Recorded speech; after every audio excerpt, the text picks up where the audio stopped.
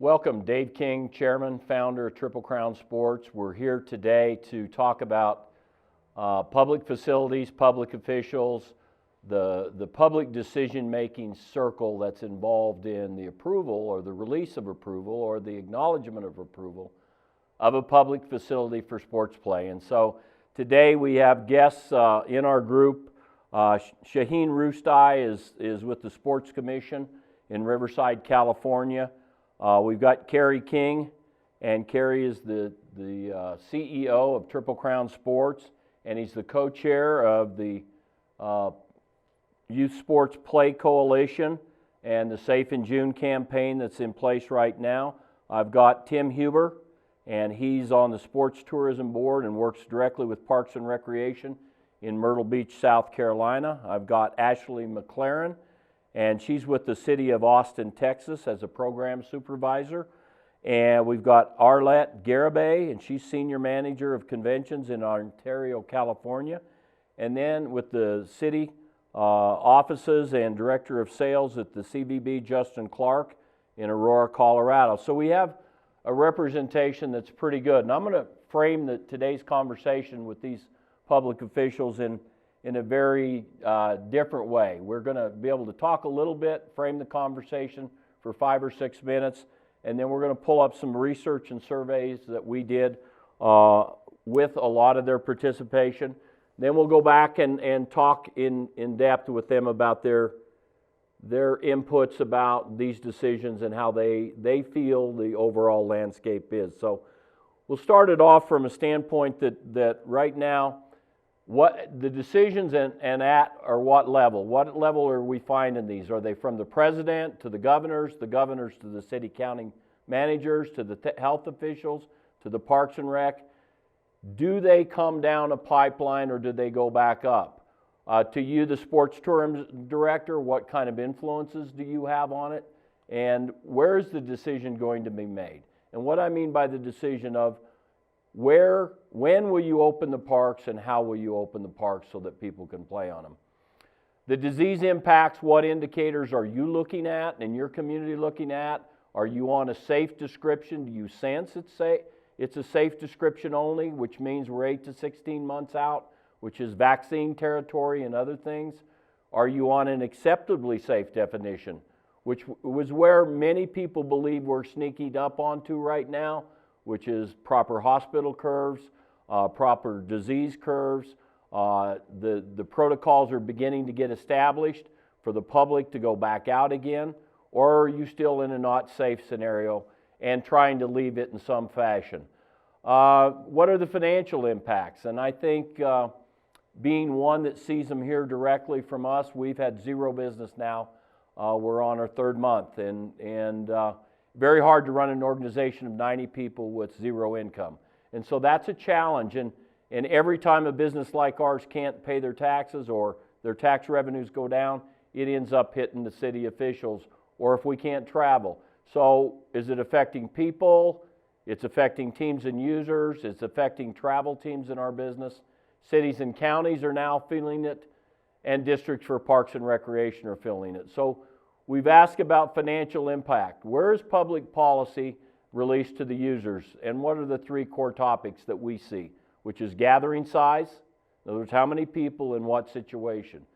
Personal protective equipment and sanitation, what are you doing with PPE and sanitation? You're following protocols from somewhere else, you're writing your own. What are you doing about social distancing? Because sports has a unique challenge.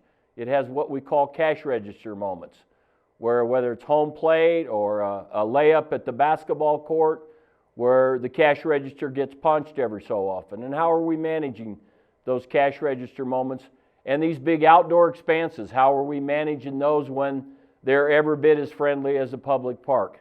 When do we have enough information to make a decision, and who will make those decisions? We've got some study results that I'm going to walk you through right now and get your implication of. And I'm going to we'll flip over there right now. This is the research and where we got our information back from. So we'll kind of scroll it down here and see that. Let's just go down to the state count, and we'll be able to see that We had a substantial amount from Colorado that responded, California, Georgia, Texas were all over 10%, and we had almost 90 respondents that came out of the United States to represent the different places. Slow it down just a little bit there. And usually 1 or 2 responses from almost every state. But I feel we represented the country fairly decently in our numbers. If we go down to what is the job type, the majority of the people that filled this out were Parks and Rec directors. And they were people that were gatekeepers. We sent it to city county managers, and we sent it to county health people. And I think the Parks and Rec people that are supervising had a lot to say about these types of things. So the first thing I'm going to stop here is where you guys are at. And I'm going to start off with Shaheen and tell me, in this definition of 45% of the people that answered this are at stay at home and 55% are open for business, how would you describe where you're at right now in Riverside, California? Well, I've been home for almost 8 weeks, so I can tell you I started off with moving all of my March and April groups to July, August, September. I am now moving all my May groups, and June is still hanging on there. Unfortunately, I watch the news, I listen to, see what's going on, and our city of Riverside, we're pretty much guided by County of Riverside, which is really big. So we're just waiting on direction. Like I said, for now, we have moved all March, April, May groups. No June groups have moved or canceled yet. So we're just, like I said, we're just waiting direction. Do you believe that's hopeful thinking on your part, or do you believe that decisions are impending, or what is the rumor that you're hearing from that part of the greater Los Angeles area? I hear both. I hear,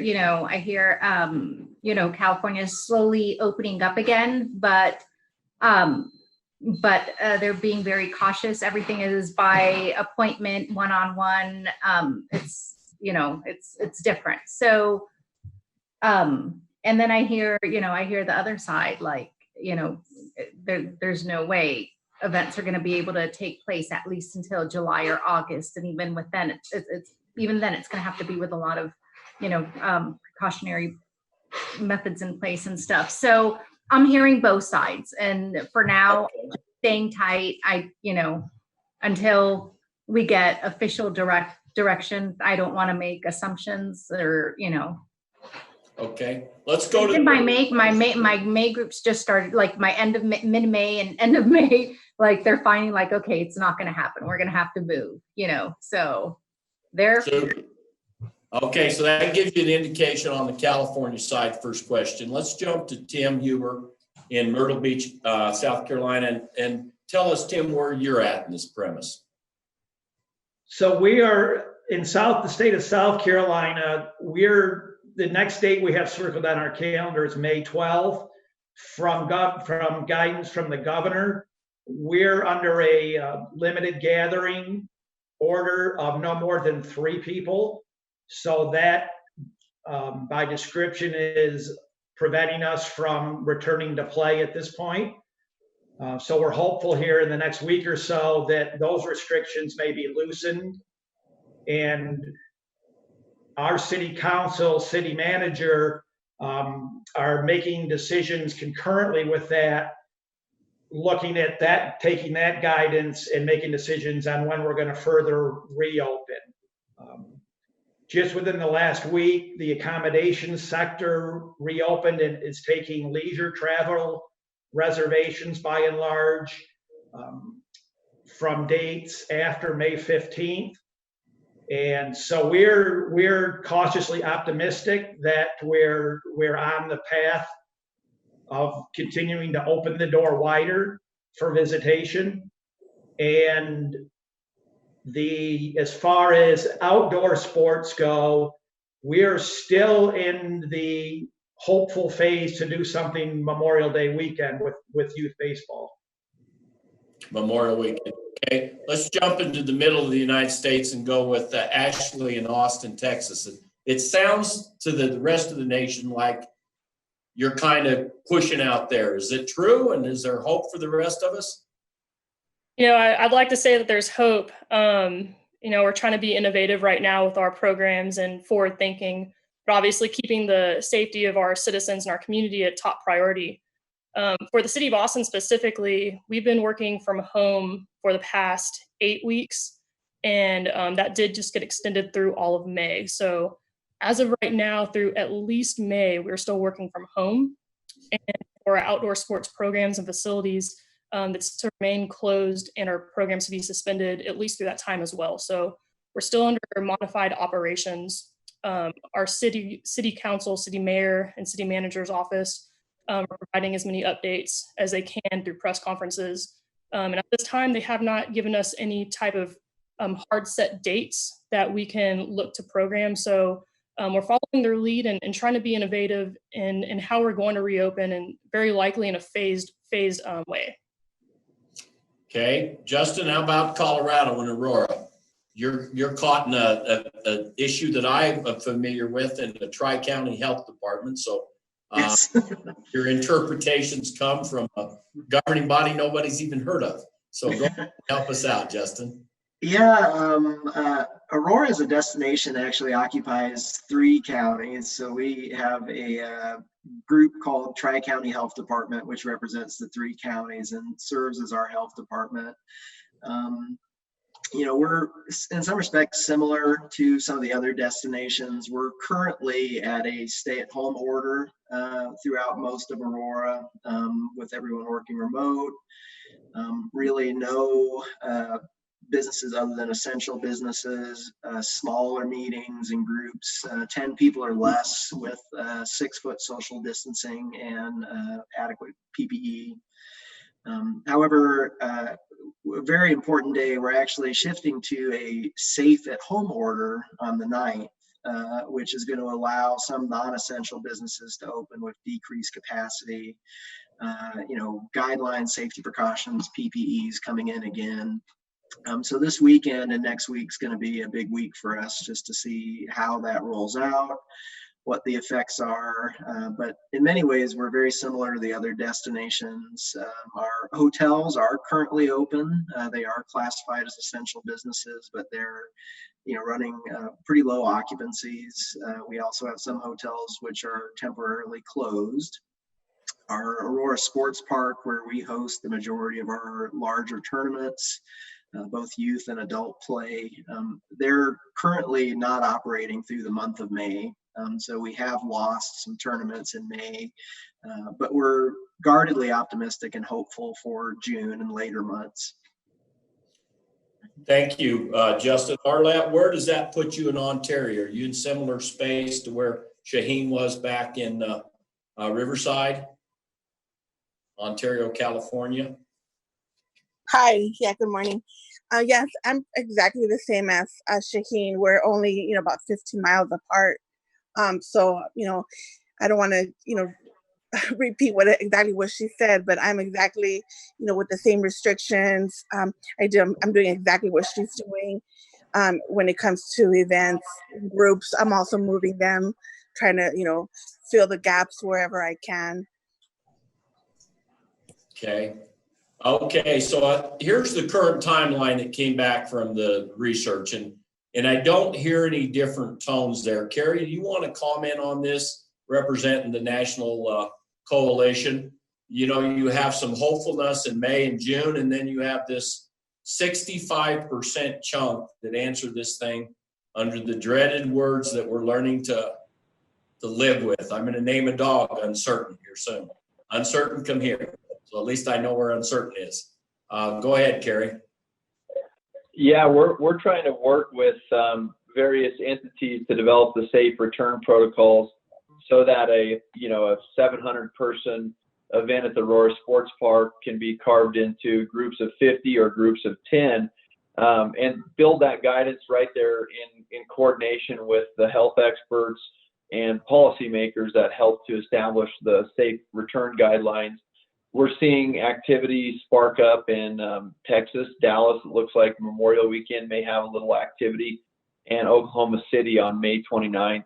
Otherwise, pretty much all of our events have been officially canceled until May 15th. How we do it's a little different. We wait for you guys to tell us that we cannot play. We assume that we're going to run our event, and then we take the entries and move them to a different thing or refund them. But you know, that's our thinking right now. Our customers we're interacting with all the time. They are very interested in safely returning to play. They have been cooped up. They want to play the sport. They understand it's important for their kid. And so they're very interested in how they can get back sooner, but they also want to make sure it comes with it's a safe situation when they return. Okay. Thank you, Kerry. We're going to jump to the next question, which is one, I think there's 3 critical definitions that we're seeing a lag from policy makers on what they want to do. And one of them is gathering size. It's obvious that if we have 9 people on a team in one sport and 10 in another and 15 and 18 and things like that, 2 teams equal X, that the definition of physical size, if a ball field equals X, then the definition of physical size can be a real limitation to sports. And so how this definition is handled is really important. And right now, the definition is very uncertain. That less than 10 is where a lot of people are at. Less than 50, you've got some at. But we still have over 50% that have not defined this gathering size. And I'm going to turn that to Ashley. Have you guys worked on gathering size and how to handle this social distancing limitation of the word gathering size? Dave, I think that's a great question. As of right now, we're under the order that sports cannot have more than 4 individuals in a facility. And that's including also not only participants, but if there's a spectator, if there's a coach. So very, very minimal. That gives us a little bit of hope and a little bit of a glimpse to begin to become innovative in how we're going to program. Now, beyond that, we don't know when that may increase to a different number, what that number may be. But that is kind of getting the wheels turning in our department as when we are to start reopening facilities, maybe it's more of a soft opening. For example, let's use basketball where you have at least 10 players on the court. You have some on the bench. You might have some spectators. You might have some coaches. What if we reduce that to a half court, 3-on-3, 2-on-2, where it's a smaller rollout? Same thing with flag football. Instead of doing an 8-on-8 flag football program with coaches and spectators, maybe we're limiting that to a 3-on-3 or a 4-on-4 league. And we do have some of these leagues currently, so it wouldn't be 100% new to the public. But I think as the department, we're being innovative in how we can do a more of a phased, soft rollout once we have more defined numbers that are trickled down to us that we can operate under. Okay, Tim, do you want to answer on gathering size and where you guys are at discussion-wise on gathering size?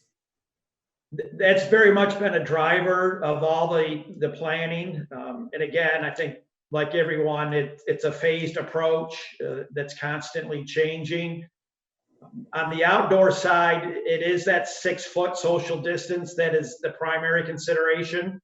And if we can make that happen, we're fine with having 2 teams play on a field, on a diamond field for now. And again, that is specific because there's not a lot of interpersonal contact. We're not at the point we're even talking about hosting soccer or football.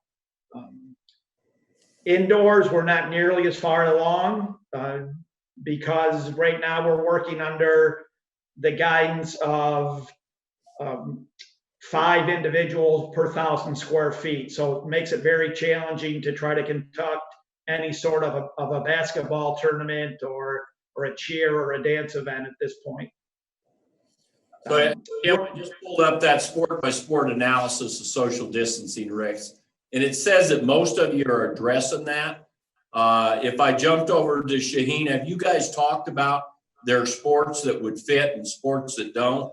That there's distancing that works for some sports and others it just doesn't work? Has that been in your conversation in California? No, not yet. No. I think Okay, conversations will probably start happening after May 15th, once the first restriction is lifted, on how we can go phasing into the events. I do know like the Riverside Convention Center is working on new floor plans where everybody's 6 feet apart,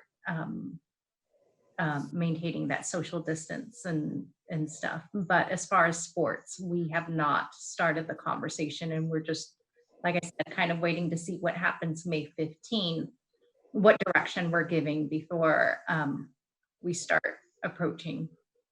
okay, thank you. Justin, from your standpoint, has this size conversation come about in Aurora? Yes, no, it's a very lively conversation, and like the other destinations, that's an incredibly important component to recovery. You know, what does that look like? What size groups are possible? What's the spacing that's required? You know, we much like everyone else do have a little bit of uncertainty right now. You know, we have some good guidelines for meetings for essential businesses and operations. But we're really waiting for those numbers to come out, and so we can see how that applies to you know, an indoor space and an outdoor space, and bring those up and iron those out. And we're very actively participating in those conversations, and trying to connect the dots and connect our, you know, facility operators, our hotels, our clients, tournament directors and planners, just so that the policymakers and the administrators at places like Tri-County Health, you know, at least have that on the radar that, hey, we need to figure this out too. So if I walk down to this, I think you're going to pick up a tone here that we've spent quite a bit of time establishing policy and procedures for a lot of things, and we're in early stages of discussion on something that's almost essential for our return economically in sports and in tourism. And that is to actually define this space, to get our groups together and organize and get definitions. And so I would say I'm hopeful out of this meeting that there's guidance, that each of you take guidance back home, that things like this can happen. Let's roll down to the next question. And have you built social distancing plans? So most everything in life has been, now let's roll, okay, there, we can stop there. If you look at it, then 3 out of 10 of the Parks and Rec directors have actually built a plan and looked at a plan for social distancing. So if the rules of engagement to return are social distancing and gathering size, how responsible, and I'll go to Arlette, how responsible are you as a leader to help this process locally? Is it part of your job to come back and maybe help figure out this social distancing success and how to get it close and how to make recommendations? And Arlette, I'll let you answer in that one.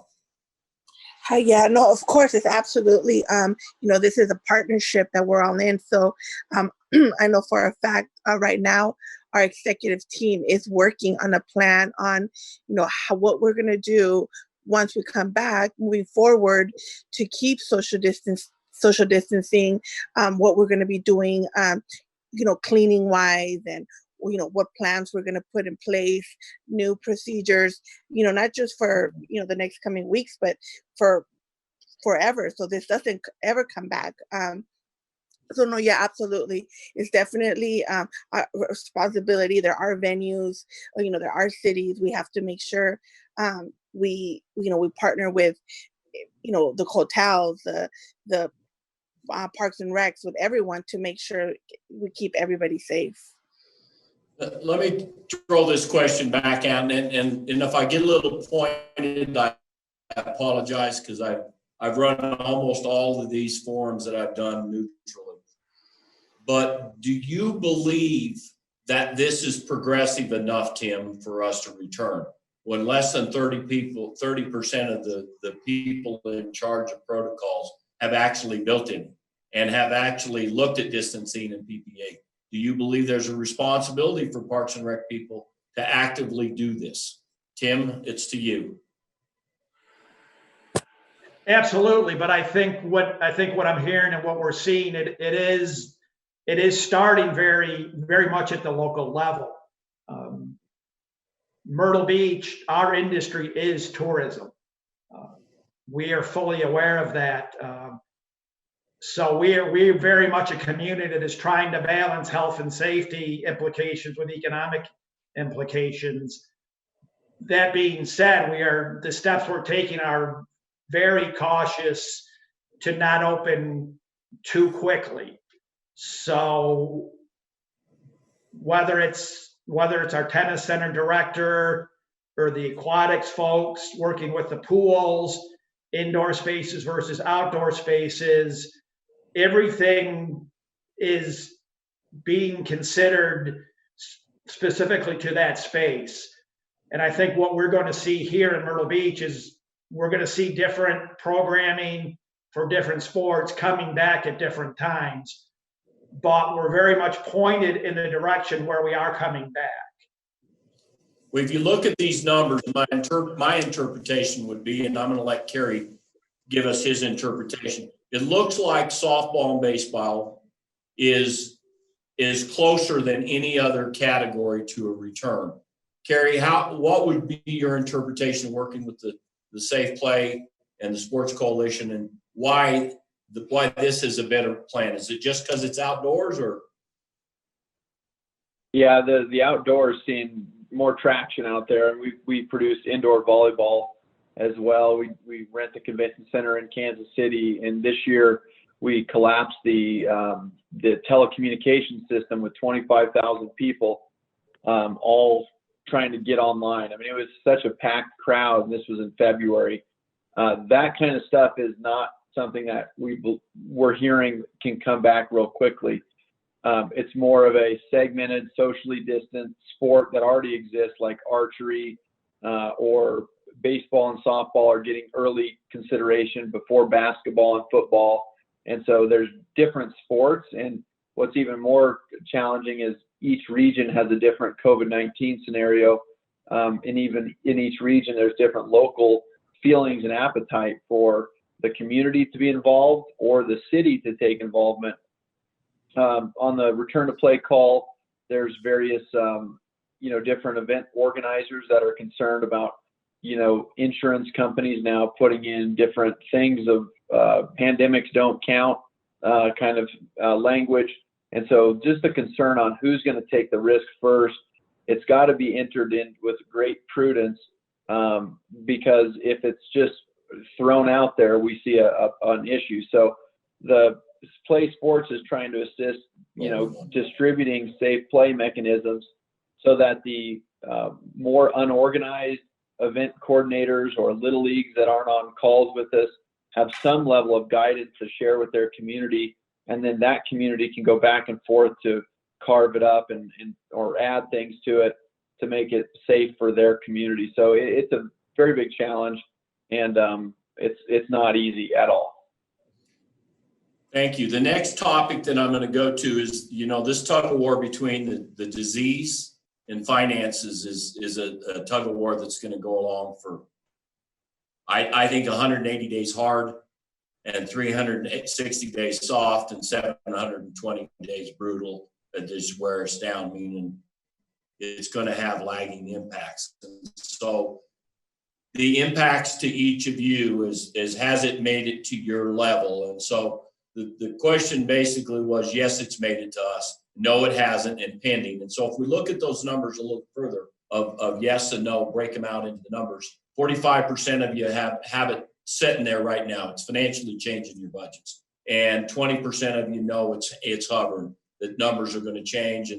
And so when I roll it down to the next one, we'll begin to see how you guys see the cuts are being made in various levels. And so right now, I'll just stop at the statistics because they're easier to go with. No wage or staff cuts at this time, 31% of you. That means 69% have already felt financial implication in some fashion at your level. Reduction of seasonal seems to be the preferred choice. And just stick a thumbs up if you've seen seasonal reduced. Put your thumb up if you have seasonals reduced already. Ash, not for you?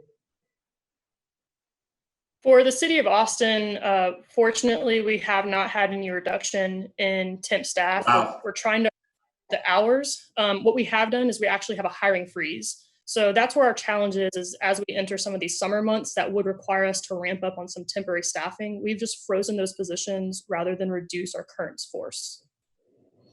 Okay, so there is a reduction in what you would be able to hire to fill. And then the hard cuts are the ones that are the toughest, meaning it looks like some of you in the internal departments of Parks and Rec, it looks like 15%, 20% of you have already started to see real live cuts of jobs and wages, and more jobs than wages. And that's an interesting take on that. And so, Justin, what can you tell me from Aurora standpoint on jobs and wages right now and what they're doing around this disease? Yeah, and please keep in mind that I'm not directly in the city parks, recreation, open space department, but my understanding is that they have instituted a hiring freeze. They've also had to lay off a large number of contingent or seasonal employees. And in our organization alone, we've had to make very significant budget cuts. We've had layoffs. In our hotel community, that's really widespread. That's very common in our hotel community. So, we're definitely feeling the impacts of the pandemic here, and, trying to chart a course for recovery and a way that we can, crawl our way out of this. Shaheen, from your standpoint of lodging, if you had to pick a number that your lodging related to lack of tourism and particular sports tourism, has it been affected 20, 40, 50% of the jobs, or is it a higher number than that? Oh my gosh, probably higher. You have to understand, Riverside is relatively, city of Riverside is small. We have 7 major hotels we work with. The rest are just smaller ones that we don't really work with. Out of the 7 larger hotels, 2 have closed down until May 31st. And those were our 2 largest hotels, our Marriott and our historic Mission Inn Hotel. So has it affected our hotel industry? Most definitely it has, yes. Let me jump back to the coast with Tim and just say, Tim, what has it done to your hotel industry in Myrtle? Well, with 80,000 hotel rooms and in a springtime occupancy rate that went from probably typically 65 to 70% to zero, massive. I think we're in Horry County, and the state of South Carolina, I think we're the 2nd largest county with unemployment claims. I think we're well over 20,000 unemployed. So the impact was huge. Again, that is our industry. And we're just slowly, occupancy is just now slowly starting to come back and be allowed. So it's going to take, hopefully we're in a position by when school is traditionally out in mid-June to see those occupancy rates ramp up so the hospitality staff can be brought back on. How important is the sports tourism to getting it to rebound this summer? And is there a percentage or a number or a comment you could make on what that means to Myrtle Beach economically, Tim? It's huge. We typically in the summertime, again, the beach is our number 1 driver of leisure tourism, and that's likely to be the case again. But group travel, sports is by percentage the majority of group travel that takes place in the destination. And all the sales managers at all the properties we work with, weekly, we're hearing the same thing: is when can we look forward to the groups coming back? So it is very, very much looking forward to that coming back. It is relied upon, always has been. So we're getting a lot of support wherever we can to be as smart and as quick as we can. And, I'll jump over to Justin, and you're not as much in a pure tourism city, how important is sports tourism to you right now for that the teams come back and they revisit you? It's incredibly important. You know, our destination, traditionally has been a big sports town. We have a great sports park, and we've always had a great relationship with a lot of the sports organizations, including Triple Crown. And our peak months of production for both occupancy and tax collection are those summer months. And, really the foundation of that in a lot of ways is youth sports. And, we're really looking to bringing those tournaments back in whatever fashion we can is helping us recover, because it is such an important thing for our destination. Agreed. Arlette, do you want to throw anything in from the Ontario side? You're very similar with a Riverside, but what does it mean to your department that the sports come back? Well, again, I'm very similar to Riverside, but I do have a lot of, we have 48 hotels under our region. So bringing hotels back, will bring back business to our weekends, our, some weekday business as well, holidays. I like Shaheen had mentioned, we're down 70 to 80% on our occupancy. So having sports coming back would just be, the greatest thing for our region. Okay, I'm going to roll down to the next set of questions because this one, so theoretically, when I started this research, I believed that most of us were waiting for top-down decision-making. And I believe we have a responsibility for bottom-up protocol making to get top-down decision-making to meet. And if we agreed that we're going to meet in the middle somewhere between public policy being acceptable to top-down decision-making, I think our opportunity to lead the country back safely with sports tourism and sports in general would be very beneficial. But if you look at these numbers, and I'm going to just roll back to the governor one, because I want to sit right there and just have you look at that bar right there with me real quick. And if you look at the number of Parks and Rec directors, almost 80 plus in here responded that it's the governor's decision. Okay? And I'm going to turn this to you, Ashley. And yet 60% were responsible locally to write protocols to make the decision even to begin with.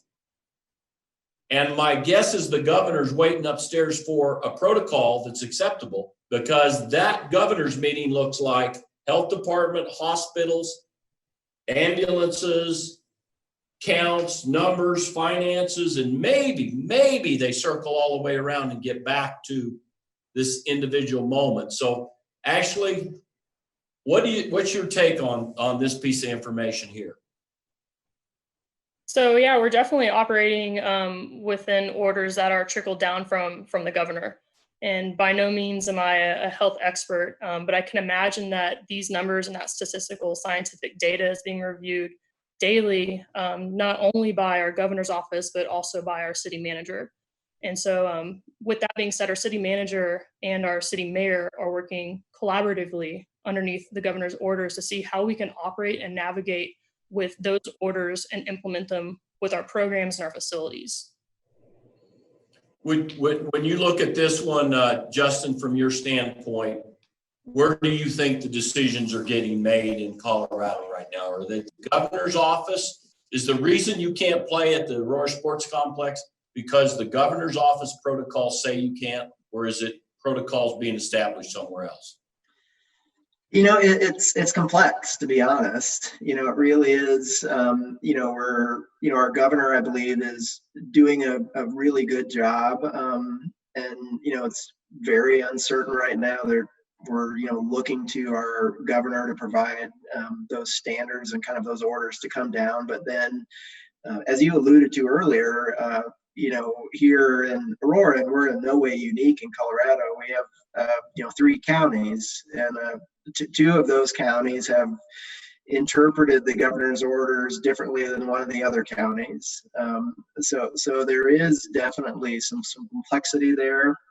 But to your point, I definitely believe it's, it's on us, and it's necessary for us to be advocates for that, to lobby for that, to try and work collaboratively with our city, county, and state leadership to come up with solutions.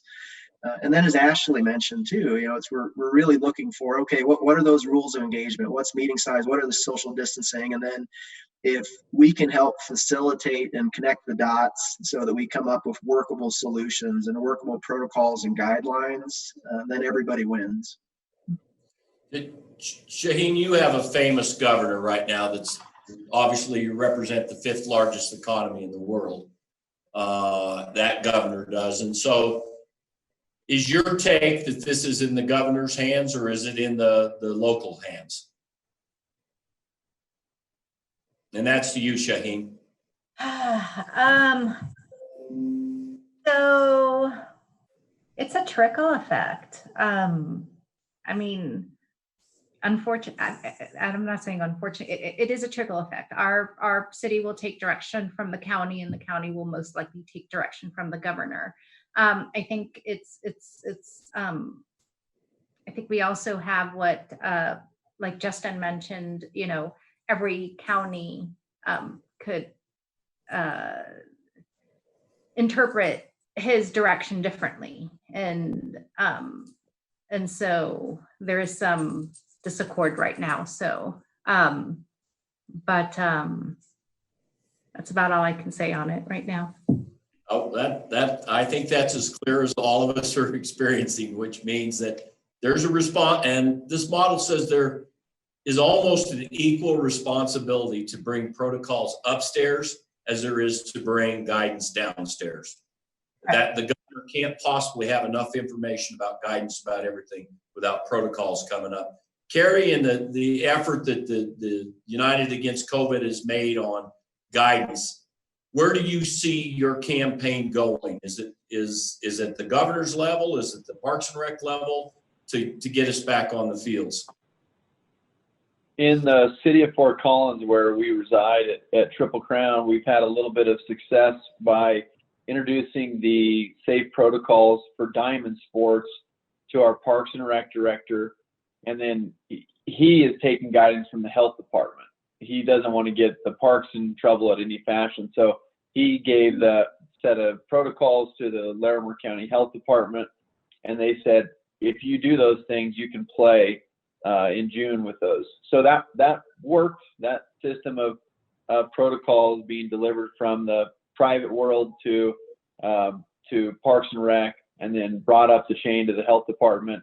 And what they likely did was match it with what the governor's expectations were and look at it, review it that way. So that there was some success there in Larimer County. So I see the health department being leaned on heavily right now in the parks offices, because they've never had to maybe work as tightly together as ever, because just like I heard on this call, there's not a lot of health expertise. And so we're all kind of relying on the health departments more than we've ever known in this pandemic world. Thank you. Let's go to the next screen, and then so we asked 2 questions, and basically around the concept of totally safe. And I'll just go to the answers. Vaccine, you need a vaccine to be considered totally safe. And 55% said, yeah, that'd do it. Testing of everyone and contact tracing, 52% said that'd do it. Hospital success, 65%. 87% said strict public guidance. So even in the definition of totally safe, we still are not completely clear on what totally safe is. So to me, the next answer is the acceptably safe.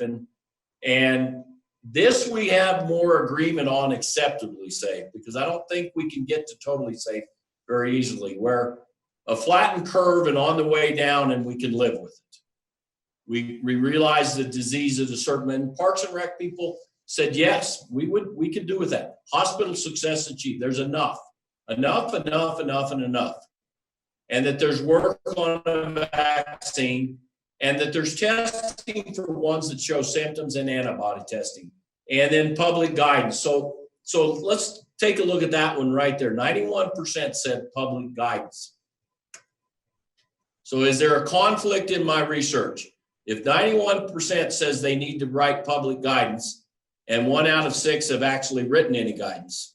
If we go on down and look at the next set of questions and say, because we haven't written any guidance, we can't even let people practice yet. We don't even know how to do 1-on-1, 2-on-1. What did you say, Ashley? You're up to 3-on-1 or 2 with 2 or less than 4? We're 4 and less. 4 or less. And so writing these guidelines and these protocols. So look at it this way. If you're going to phase sports in, sports probably have to come from practice first. We need to find a way to let smaller groups practice. That's a protocol I would urge every Parks and Rec listening to this is figure out a way to let them go practice. The acceptance curve, the social distancing protocols, the PPE will get established in a practice environment, just like their skills were. But right now, 95% of the people are saying can't even practice. Don't even have a definition of how to practice a game. We can, in Colorado, I'll reduce it to the ridiculous.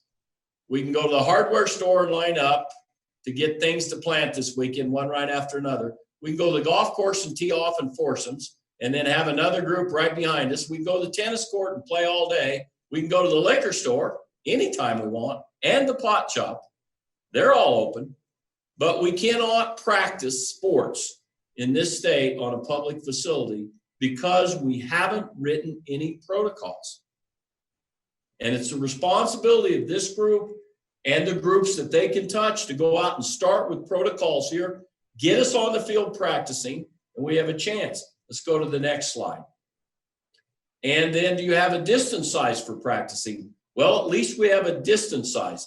The next one we've got is do we have a PPE for practicing? Well, we're still under 10% there. But those are 2 really simple check off yeses for everybody. Whether it's Shaheen or Arlette to go back and work with the Parks and Rec, and let's get some social distancing protocols here. Do you believe, when you look at this, Tim, that this is doable as a mini step for you guys? Very much so. And I think we may actually be further along maybe than some local municipalities are, yet we're still unique. We're probably a little, our tourism return to play is a little further ahead of our recreation return to play. And again, I'll say again, because of what our main industry is here.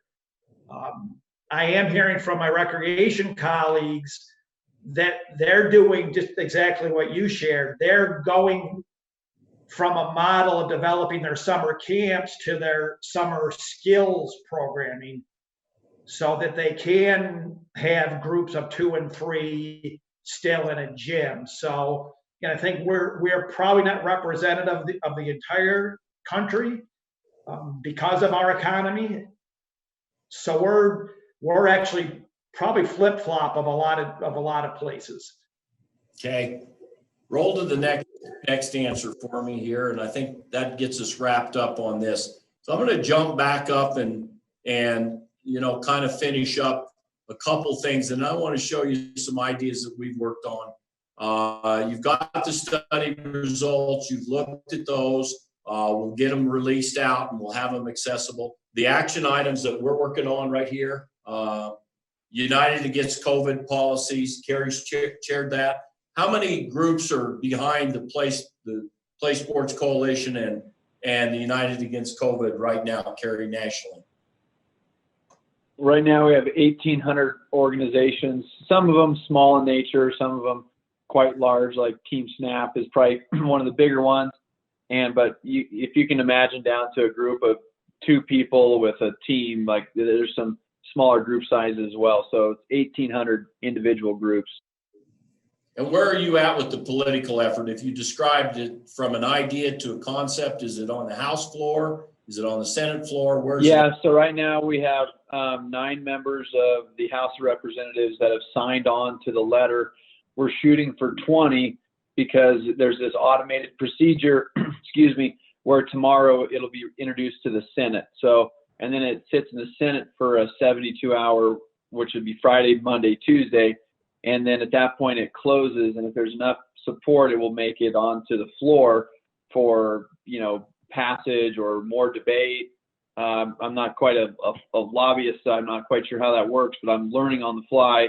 And I know we have 9 members today that are excited to support youth sports in some fashion. So there's political efforts to try to get kids back out and play again. And we also formed a couple research groups here and forums from players to colleges, because as an industry, other than the major leagues and major fan experiences, collectively, we're just starting to get some noise in the media, in the newspapers. And so putting together this research, the voice that's been hidden to me were the players themselves. Was it important to get back out? When we did their research, 85% of the club participants, and we had almost 3,500 answer, said it's the most important thing in their life. And that absolutely believe that Parks and Recs, everything that the Park and Rec department did to get them back out practicing or playing was a benefit in their life and of high value to them. So research in the industry, thought and data is what we will provide, meaning this is a thought conference more than anything else, whether it's for our people or anyone listening. There is a responsibility to intersect the best practices from all around and take them to the governor, hope we can bring him from the governor down so that we can get back out to play. I've got a commission field layout I want to show you, because sometimes the aerials make a lot of sense, and this is Any Park USA and can be used by anybody. It's got our name on it, but can be re-trademarked. It's a basic fourplex, and if you put a game in progress and loaded the bases, or this was every field, in every situation, you could orchestrate 6-foot distancing. The cash register moments would be 3 or 4 an inning. Why I call them that, it's like going past the cash register. You go past home plate or you go past first base and you're a little closer. Those can be navigated at such a level and such low in frequency that almost any other model approved, it will beat.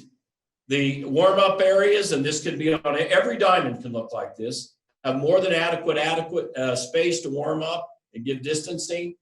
The square footage in the outfields and the infields are such size that groups of less than 10 can fit in very easily. And then the dugout and spectator areas are very simple to navigate with social. They're not hard. This is not a complex model. And so when I look at it, I say the playgrounds themselves get a little more complicated to put the little kids in, and gate monitoring requires a person, meaning how to bring people in and out with spacing. But a game can be played, or games can be played very successfully. The one that draws attention of the public almost always is, gosh, there's all these people at the ball field, and then there's all these restaurant rooms and these situations with concessions, and both can be monitored very easily with X's on the ground and space limitations inside, and the viability of concessions can meet local health.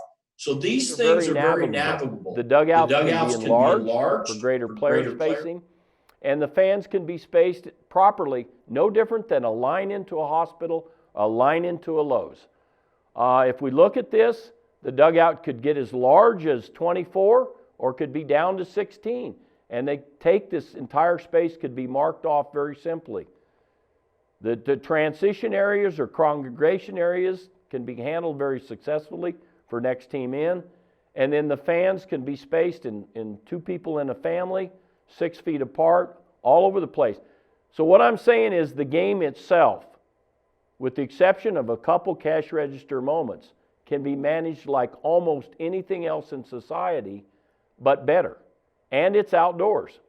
If you look at the bathrooms, they can all be on a sanitized schedule, meet all the health codes.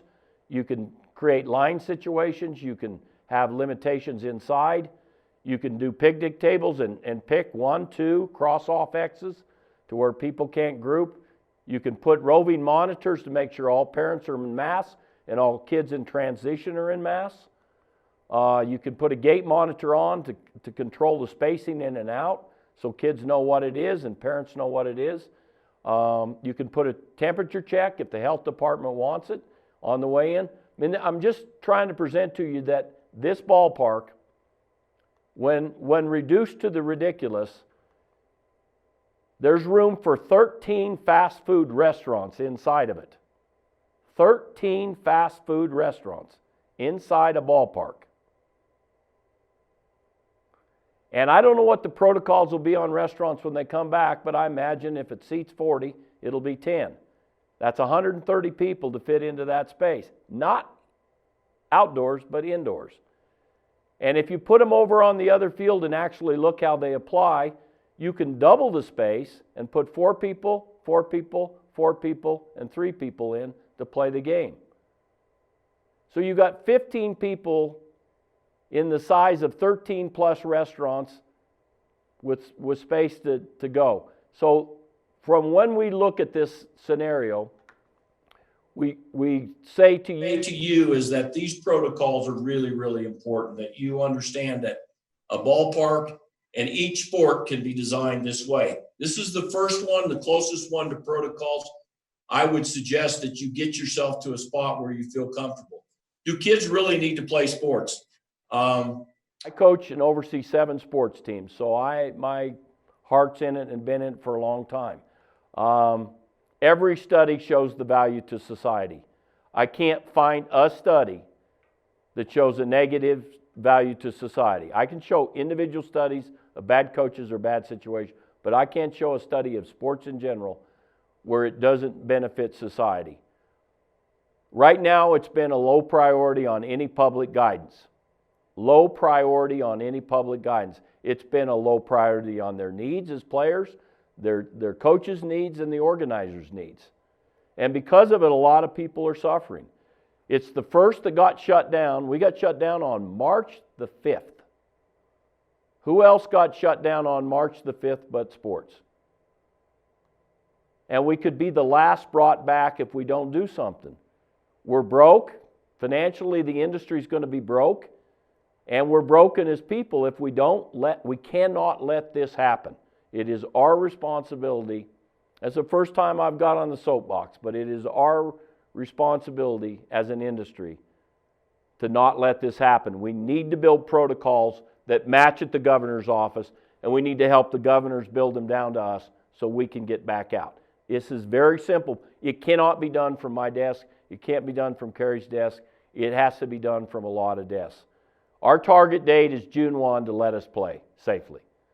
Target date is June 1 to let us play safely.